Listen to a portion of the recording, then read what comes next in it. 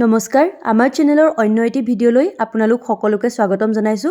আজি আমি আপোনালোকৰ মাজত এটা নতুন ৰেচিপি আগবঢ়াই দিব বিচাৰিছো। এয়া চাই নিশ্চয় ধৰিব পাৰিছে যে আজি আমি আপোনালোকক আগবঢ়াই দিবলৈ বিচৰা ৰেচিপিটো হৈছে মটৰ পনীৰৰ ৰেচিপি।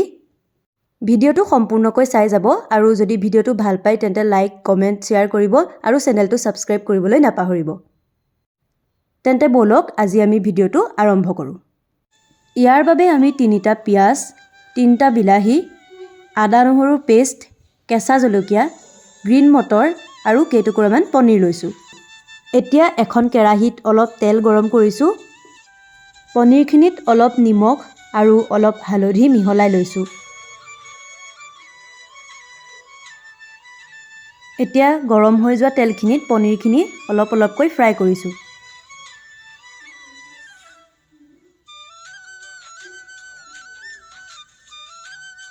ফ্ৰাই কৰা পনীৰখিনি আমি আন এটা পাত্ৰত ৰাখি দিছো আৰু এনেদৰে বাকি যিখিনি পনীৰ আছিল সেইখিনি পনীৰো ফ্ৰাই কৰি লম।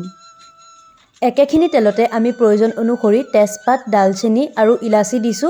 লগতে অলপ সময়ৰ পিছত পিয়াজখিনি, আদা নহৰু পেষ্টখিনি আৰু কেঁচা জলকীয়াখিনি দি ভালদৰে লৰাই দিছো।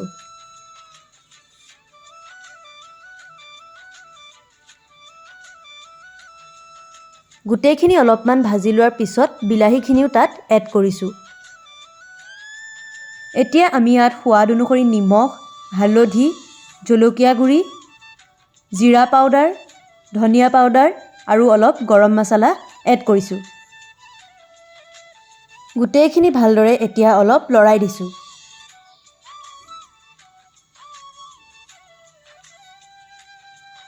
ইয়াতে এতিয়া আমি অলপ চেনি এড কৰিছো। যদি আপোনালোকে কৰিব নিবিচাৰে তেন্তে স্কিপ কৰিব পাৰে। পুনৰবাৰ লৰাই লোৱাৰ পিছত ইয়াত আমি গ্ৰীণ মটৰখিনিও এড কৰিছো আৰু ভালদৰে লৰাই দিছো।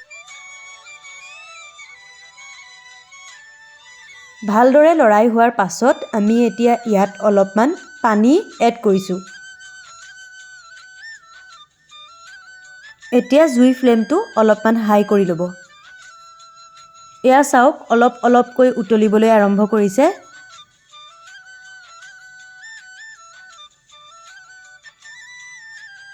ভালদৰে উতল অহাৰ পাছত আমি তাত পনীৰখিনি এড কৰিছো।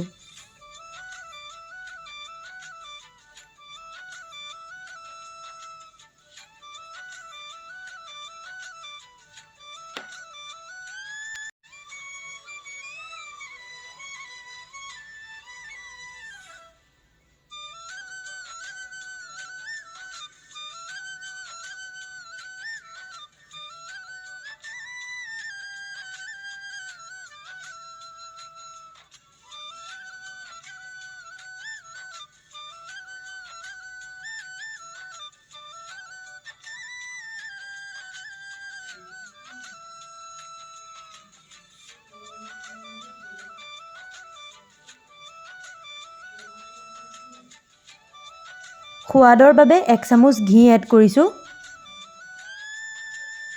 এতিয়া আমাৰ ধুনীয়াকৈ মটৰ পনীৰখিনি তৈয়াৰ হৈ গৈছে আৰু আমি গেছৰ ফ্লেম অফ কৰিছো।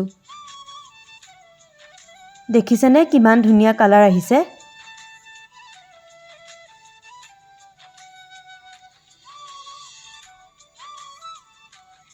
এয়া আমাৰ মটৰ পনীৰ আৰু ভাতৰ সৈতে দুপৰীয়া সাজ তৈয়াৰ হৈ গ'ল। আপোনালোকেও বনাই চাব, নিশ্চয় ভাল পাব। আজিলৈ ভিডিঅ'টো ইমানেই। ধন্যবাদ।